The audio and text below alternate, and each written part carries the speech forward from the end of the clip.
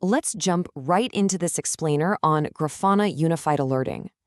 If you've ever been jolted awake at 2 a.m. by a barrage of system notifications that meant absolutely nothing, well, we're going to fix that today. We're taking those noisy, chaotic alerts and turning them into a calm, systematic incident response pipeline. It's all about architecting a modern, multidimensional alerting ecosystem. Okay, here's our roadmap. We're going to tackle the alert fatigue problem, create our alert rules, configure contact points, build out a policy tree, and finally, look at silencing alerts during maintenance. Section 1, the alert fatigue problem, moving past defaults. So honestly ask yourself right now, are you still relying on a single email inbox for literally all of your production alerts? Because if you are relying on some overflowing, unoptimized inbox for critical infrastructure, you're running a massive risk of missing real outages. It's basically like having a fire alarm that nobody actually hears. The contrast here is super stark. On one hand, you've got the default email storm, right? Just chaotic inbox flooding with hundreds of flat, unorganized alerts that cause severe fatigue.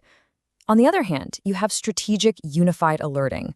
We're talking hierarchical routing, grouping, and targeted delivery based on severity labels. It just brings total order to the chaos. Moving on to Section 2, creating the alert rule, querying the source.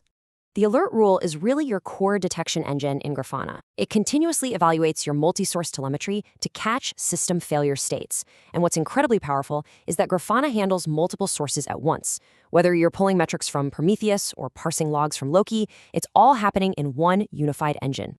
Let's walk through a practical scenario. Step 1, we write a query reaching into Loki to count error logs on our API server. Step 2, we set the condition to trigger if that count goes above 50.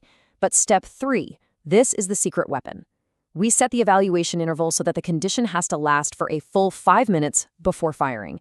This is absolutely vital because it stops transient, temporary spikes from causing flapping alerts. Now, the strategy behind these interval times is absolutely crucial. You obviously don't need a 15-second check for a slow-growing disk issue, right? But you definitely need it for a user-facing outage. Critical path SLOs demand rapid 15 to 30-second checks. Infrastructure warnings sit comfortably around 1 to 2 minutes, balancing speed and system load.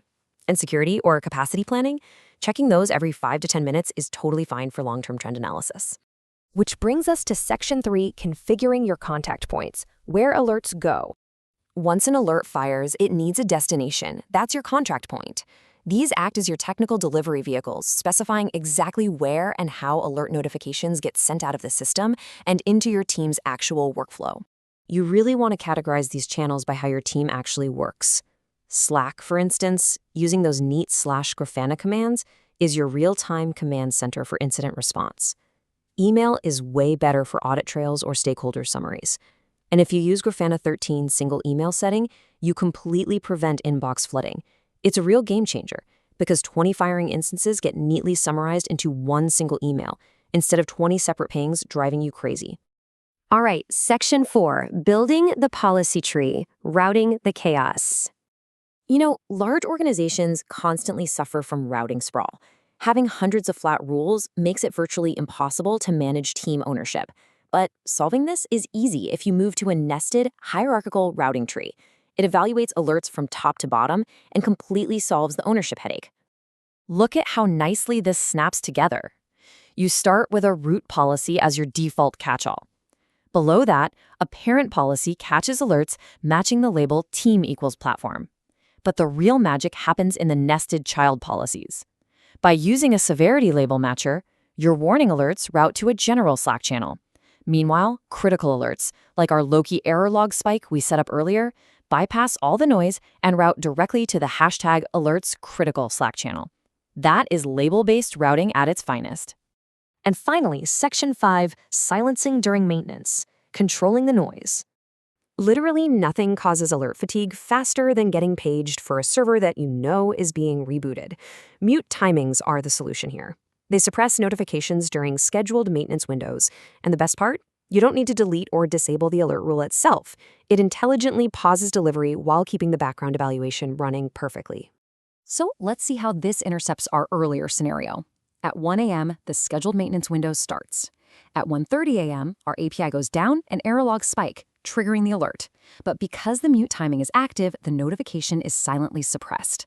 By 3 a.m., maintenance ends and normal alerting resumes. You literally just saved your on-call engineer from a completely unnecessary 1:30 a.m. page.